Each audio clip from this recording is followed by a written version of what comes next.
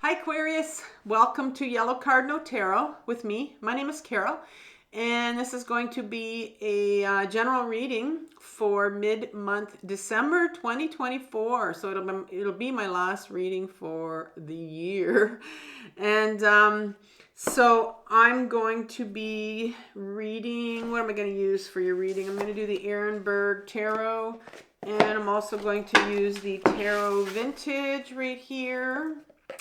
I just have one small announcement before we begin. I am going to change the format of my readings for the new year. So I used to do 2 readings for you, one at the beginning of the month and one mid-month. And now what I'm going to be doing is putting out readings, one at a time, signs one at a time. And I'll, one day I might do Aquarius, another day I might do, whatever other sign I'm called to do. It could be, 2 days in between I do a reading, 3 days, don't know, but it's going to be a cycle. It'll cycle around. I'll at least get 2 readings from me, maybe 3.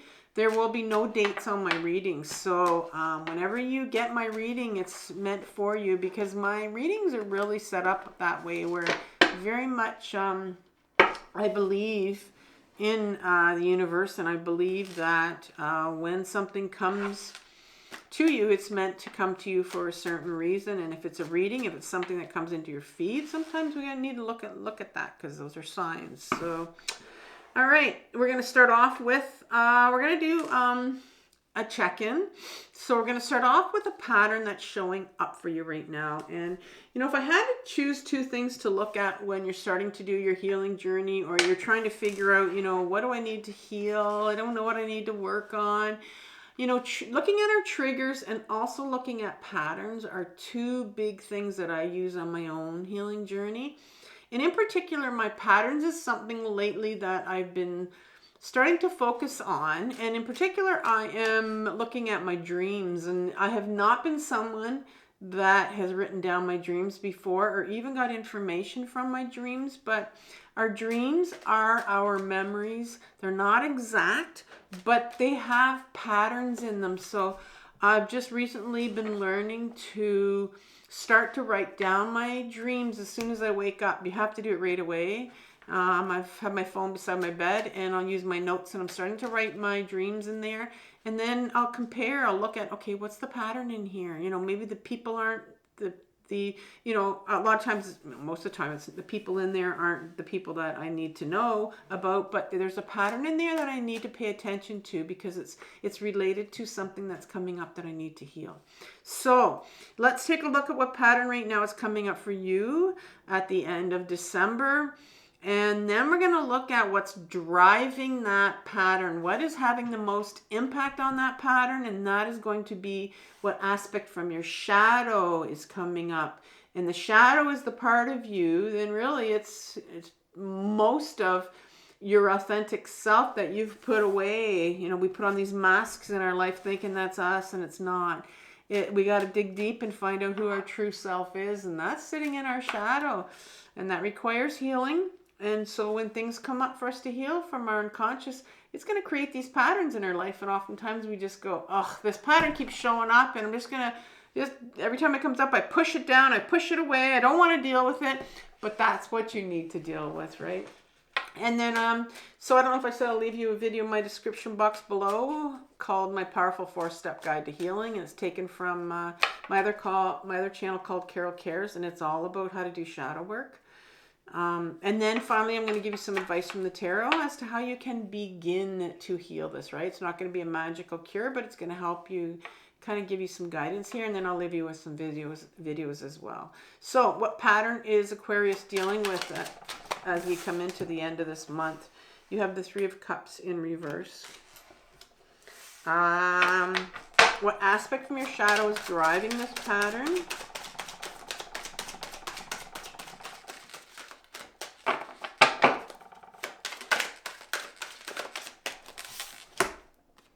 The King of Cups in reverse, 2 cups here. And finally, advice from the tarot. 1 card. It's been really good at giving me 1 card, the Star. That's why I like this deck. I love how it shuffles. Now let's go to the Vintage Tarot, and it's been shuffled before I come on. So can I have some clarification for a couple cards for the Three of Cups?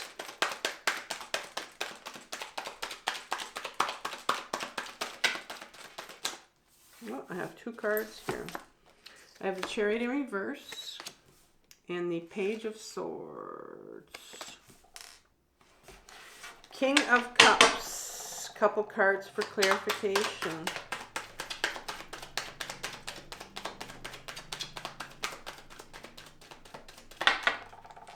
Oh, I loved how that landed perfectly where I want. Oh, and then I have two more. I'm going to say this one maybe, and this one. I'm not sure what order these are in. So we have the Five of Pentacles in reverse. You have the Seven of Pentacles in reverse. And the Seven of Cups in reverse. So everything in your shadow is in reverse.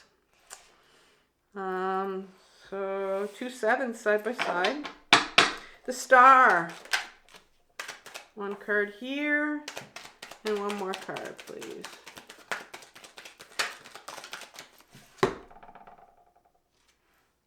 The Two of Swords in reverse. Let's start off with the Three of Cups. What pattern is showing up for you right now, Aquarius? Three of Cups comes in. The three, first of all, is the number itself is like a creative card, working with someone else, co-creating. And the cups are all about our emotions, right?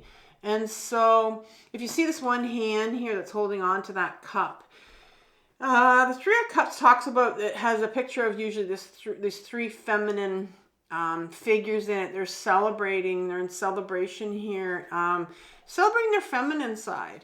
And, you know, you'll hear me talk about the feminine side a lot, your feminine side. We all have a feminine side, has nothing to do with gender. But the feminine side of us deals with our emotions and our creativity and our intuition. All these beautiful qualities that we have repressed in ourselves and have also been repressed in society for a long time. And so it's in reverse here because there is a side of you, well, the feminine side of you that needs to, you know, there's either... Well, it's like I said, it's been repressed in all of us. And so it's kind of like this invitation that's coming out here that's saying, you know, it's time now that you kind of, you know, get in touch with, figure out, find out all about this feminine side to you. And see what, you know, what's on offer here for you, because you have it in reverse. And usually when things are in reverse for me, they mean there's a resistance to looking at it. There's a fear to looking at it, or it's blocked. And so, you know, there's a part of you that could maybe have clicked off already and said, like, what the hell is she talking about? This is bullshit, blah, blah, blah, you know. But there is a feminine side to you, and I don't say that because I read it somewhere. I say that because in my own intensive healing journey for the last, you know, 7.5 years I've been on, I have been discovering feminine side to me that I have put away, that was put away, you know, that I was, you know, forced to put away when I was younger. And here's the Chariot card that's in reverse that comes here. So the Chariot card in an upright position here talks about this individual, this charioteer, who has almost like turned to stone. He's pretty solid here, pretty rigid. And the number seven itself talks about the whole thing about introspection. And so this particular charioteer has these two sphinxes here that aren't moving. And for a long time, this individual has been trying to control these sphinxes with his mind, you know, and making them sit there still and not moving. And, you know, we know that it's been going on for quite a long time because he's turned to stone. And so there's been a part of you that has really tried to control. So you've been very much up in your head trying to control things happening in your life, maybe emotions coming up, things happening for you, any emotions, anything you need to heal. Just generally, you use your head, your mind to control things here. But this card says, you know, there's this kind of this control, using our willpower to control things in our life can only take us so far until we hit a cement wall and when we just can't move anymore. And this number 7, like I said, it's an introspective card, and it says, you know, there comes a time in our life where we're hitting the wall. We hit the wall and we know we can't go on. We're tired of, you know, the same things are happening to us. We can't understand why. We live up in our heads. We're so distracted. We're just struggling to get by in life, when there's a big call for us to go inwards. This Chariot card is a call to go inwards. But there's a real resistance, again, on your part to go inwards. There's this fear, or maybe you don't believe it, or maybe you do, but you're just resisting it. You know, and there's this 3 of Cups here, this feminine side. And the feminine side, in order to get in touch with a lot of our feminine qualities, we need to go inwards. The feminine side to us is that side where we go into our body, where we start to feel our emotions, where we get in touch with our inner guidance, which is our intuition. We cannot, you know, you have individuals that will say, you know, I'm an intuitive person. But if you're not in your body, you're not an intuitive person, because you cannot reach your inner knowing, your inner guidance, your intuition, unless you're in your body. And so this is very much a call here for you to go inwards and to meet that feminine side of you. Because you have this little Page of Swords here. A page, when it shows up in my deck, represents our inner child. Now I have 4 pages in my deck, so there's 4 inner children that we can meet. Do we have 4 inner children? Well, I can tell you one thing, that we have more than one inner child. Mainstream psychology says we just have one. But when you are young and you have, you know, big emotions that you can't feel, and if you have trauma, and we all have trauma, our inner parts, different parts of us will hold different memories and different emotions. And so this particular child, this page, this inner child of ours, this Page of Swords, it is the part of us, the young part of us, 4, 5, 6 years old. When they came to this planet, when you came to the planet, you knew exactly who you were. And this child holds the sword of knowing, the sword of authenticity, the sword of knowing your truth and who you were and what you came here for. And that's sitting here to be healed. And that's why my pages show up. It's like they need healing. This little part of you wants you to hear them. They want to be listened to, and they want to be understood. They know who you are. There's something here. There's a part of you that's coming up that's kind of pulling towards you to go inwards, to heal this little part of you that wants you to get back to your authenticity and who you really are. And that's what's coming up for you right now, is a little child almost like pulling on you, saying, listen, I know who you are. It's not who you think you are. And so let's go to your shadow right now and find out, what is it here that's coming up for healing, that maybe this little child needs to heal, that's holding for you to feel these big emotions for them that they couldn't feel when they were younger. And so the first card that comes out, it's a powerful card. It's our King. And the King's in our deck. I told you there was a feminine side to you. And so that's what's coming out here at the top. But right in your shadow, right at the front here, is this King. And the King in my deck is our ego self. It's the part of you and it's the King of Cups, so it's very interesting. It's the part of you that will come out, the ego self will come out and block when you're younger and you have these big emotions that you hold, that you couldn't handle when you were younger. When you're younger, you only can handle like black and white, right? Very simple things. But if that whole gray area in there where, involves complicated emotions and complicated stories and narratives that happen to you when you're younger, they can't process that. And that's where our inner children come in and hold on to that. And this particular part of us will shut down, block these emotions. It'll take you out of your body. Because if you stay in your body when you're younger, when you have these big emotions, you find out that I can't stay in my body anymore because I can't feel these big emotions. I just can't. You're not able to. And so this ego self will come and it'll take you out of your body, and you're in your head. You stay in your head. So you learned at a very young age to go in your head because that's where it was safe. You don't feel up here. We think we feel up here. We don't feel up here. We feel in our body. And this is why your ego self is keeping you up here. And no surprise that you have, like I said, this ego self, this chariot here, has kept you up in your head because it didn't want you to feel. So there's a part of you that very much has learned to stay up in their head and not feel their emotions. And very interesting that you have this younger part of you right here. When you learn as a younger child that your emotions are dangerous, that they don't matter, put those away. These big emotions that come out when we're younger, and we're told to put them away a lot of times. We tend to, as a younger child, and this is in reverse, but in an upright position, these two individuals are walking by this place of worship. And, it's a place where they could go in and maybe ask for help. But they're not even looking at that. Like, they're not even asking for help. And so when you were younger, you didn't ask for help. There was no help for you. You knew not to ask for help. You felt like you didn't matter.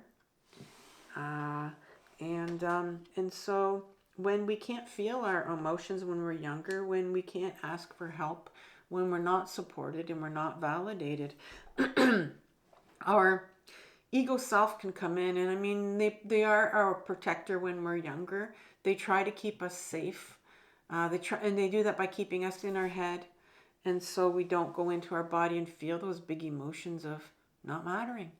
Because I see here that you truly felt like you did not matter when you were younger. Because you weren't validated and supported when these big emotions came out for you. And so there's very much, this is a card of unworthiness. This is a card of shame. That feeling that it's a really stealth feeling, like it's hard to see. But, you may walk around thinking that, maybe you do like yourself. Some of us know we don't like ourselves. Some of us think, I'm okay, but we all carry this shame. We all carry that unworthiness in us. And I think because you couldn't feel your emotions, there's a part of you, the Seven of Pentacles, this individual that's done all this hoeing and all these hoeing of these pentacles and is looking at it now and going, is this everything? Has put all this commitment into it and just says, there's got to be more to life here.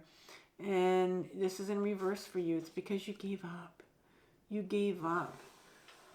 This is all, as a child, you had to give up. You stopped feeling. You gave up.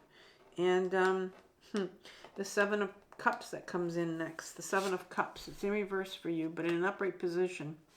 The Seven of Cups is a card about all these things that are on offer for this individual. So many things out there on offer for us, right? And this card I associate with when it comes into my reading as a card of distraction, because there's so many things on offer for us in our world that can distract us out there. It's our outer world. I see all these cups as these material outer world, and we're so distracted by it. It keeps us distracted all the time, keeps us up in our head. But you very much dissociated when you were younger. This is a card of dissociation for me. And so I see now why, you have learned at a very young age to dissociate and stay up in your head. And this is what you've done. And now there's a calling for you, this pattern that's coming up right now, for you to, discover that feminine side to you, to go into your body and to start to realize that, you know, there's another way to deal with life, because you've learned at a very young age to stay up in your head. And so what is the advice from the tarot here? Well, you have the Star card here. And the Star card is truly a card that comes out of healing, of finding joy again in your life, and finding, you know, freedom. To me, it can represent so many things. It's a card when you start to, you know, take that journey of going back in your body, that inward journey.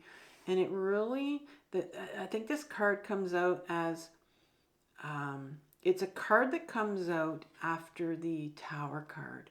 Tower card's number 16, and Tower card talks about, you know, something very traumatic or big that's happened in our life here. Well, you need to heal. This is a card that's coming out and says there's some healing that needs to be done.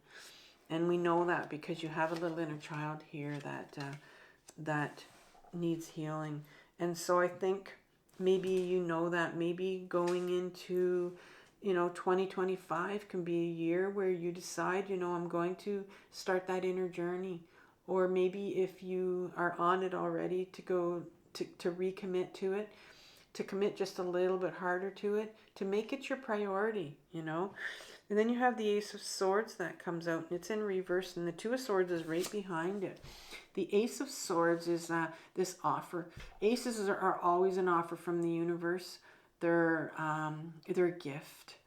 And the universe wants you to get back to your truth, your authenticity, who you really are. Because right now it's blocked, or there's a resistance on your part. And that's why there's this big call for you to go deeper and do that inward journey and start to commit to that. Take this ace, find out who you are, go towards your authenticity. The person that you think you were was put away a long time ago when you were younger, because you needed protection, and you put all these big emotions away. All your worthiness right here is in your shadow. And that person didn't matter to a lot of people around you when you were younger. And that's what the message you got. And so you put them away. And the universe says, well, look, here's a gift now. We're going to rediscover who that person was before you put yourself away, before you had to put all this stuff away. And here's a Two of Swords. And it's in reverse. But in an upright position, this individual, here's the Two Swords right here. Now, swords, we talked about swords being your truth, and especially the truth about who you are, because when we are, like I said, when we're younger, people tell us things about ourselves. And these are the swords that we pick up when we're younger, things that we tell ourselves. And this individual, you know, has totally closed off to the world, totally closed off, and does not want to, is very much up in their head, as you can see, very much does not, it's keeping their emotions at bay, you know, keeping them going, you know what, I don't even want to go near people, I don't even want to deal with people, I just want to close myself off, because I just want to stay up in my head. The universe wants you to come out of your head. That's what this is.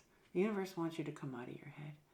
The universe wants you to take a look at this water here. Take a look at these emotions here. That's what water is in all the cards. There are emotions. And that's what the universe wants you to do. It's a new start. A new start, 2025, to finding out your truth by taking a look at your emotions and starting to heal this inner child right here that knows who you are. It's a real pull towards this 2025 is really wanting you to, it's a pull towards your authenticity, you know, taking that sword and cutting through all the bullshit that you've picked up all through your life. And now you're going to take your sword of truth and you're going to cut through it. And you're going to find out who you really are. 2025. Here I come, Aquarius. So I want you to have compassion for yourself for what you're working through. This is a really, really difficult journey, but it's the most important one in your life. And I think what I'm going to do is I'm going to give you a playlist on grounding. It's so important to learn how to ground and get back into your body. I teach you how to get out of your head, to ground your head, and to ground your body. And also I'll leave you with your December reading if you haven't had a chance to see it. This is the most important journey of your life. It's the most difficult one, but the most important one. I want to thank you for watching my video, and I'll say bye for now.